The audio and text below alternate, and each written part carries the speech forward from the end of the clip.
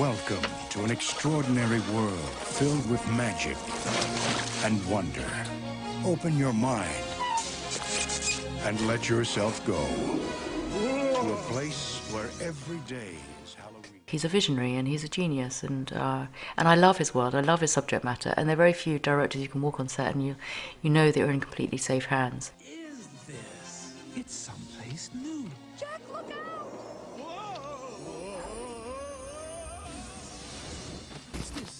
I drew from the very beginning, and then what seemed to happen is as you went through school, you know, teachers say, oh, you shouldn't draw like this, you should draw like that. So by the time kids got about like 10 years old, they could think they couldn't draw. Even if somebody was telling me I couldn't draw, I still liked doing it. I was lucky enough to have a teacher who didn't try to force me to draw a certain way. She encouraged people to sort of, you know, whatever sort of strength they had to kind of go with it and kind of do their own style or do their own spirit of work. And it also was a way of exploring your fantasy life and your, you know, emotional core. So it's always been an important part of my life.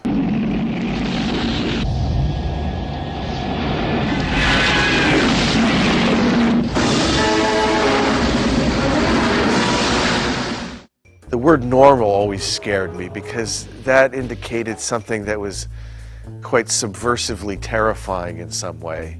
Again, growing up on monster movies where that was the dynamic in each and every one of those, where the monster was sort of the outcast of, and the people were much more of the sort of villainous element to it. That's always been important to me, and I can't seem to get rid of it.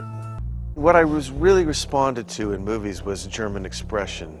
There was just something about the dynamics and the shapes with the shadows and the light and dark and you know, like Fritz Lang and those kind of, you know, or George Méliès, you know, those old films that really captured a spirit and a feeling of like being in a dreamscape or inside of somebody's mind was something that was very strong to me.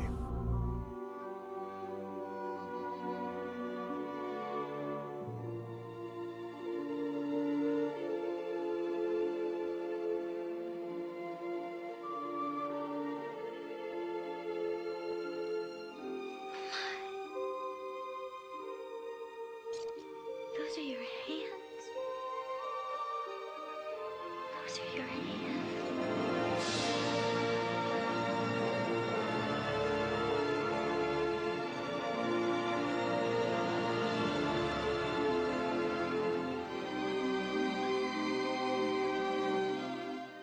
That really is probably one of the more personal ones to me, just because that was how I felt as a teenager and young adult, and you know, adult as well. That sort of, you know, and that goes back to my love of sort of classic monster movies, where you know, the monsters are actually the more emotional characters, and you know, they may look a certain way, but inside they have a whole other emotional thing going on. This is the tale of an ordinary man who had everything. Barker, his name was. Benjamin Barker.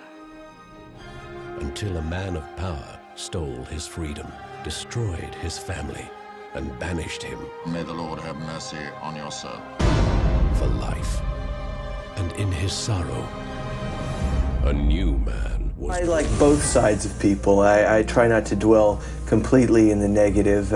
I do enjoy, you know, with darkness there is some light occasionally, and that makes the light even much more attractive.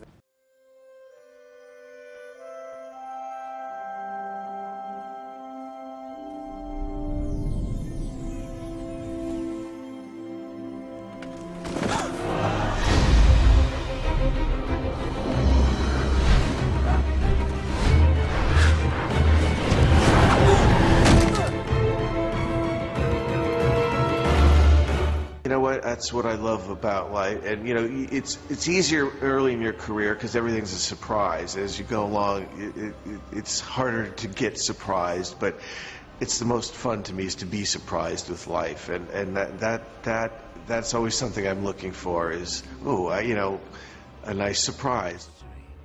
The tools of filmmaking have changed over the years, obviously.